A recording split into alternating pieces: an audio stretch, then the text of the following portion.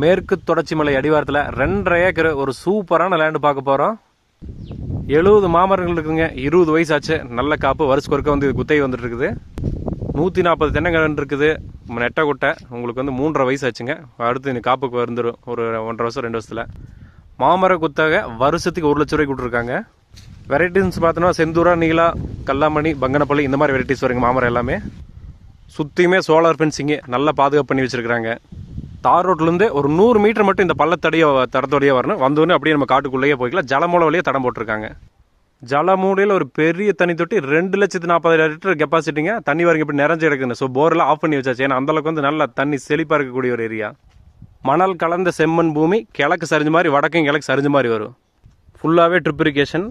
1200 அடி ஒரு போர்டு. 7 ஹெச்பியில் வந்து ஃப்ரீ சர்வீஸ். முதல் மட்டும் வந்து 950 அடி விழுந்துருக்குதுங்க. 16x100 சைஸில் ஒரு மிகப்பெரிய மாட்டுப்பண்ணை ஓட்டு வச்சுருக்கிறாங்க.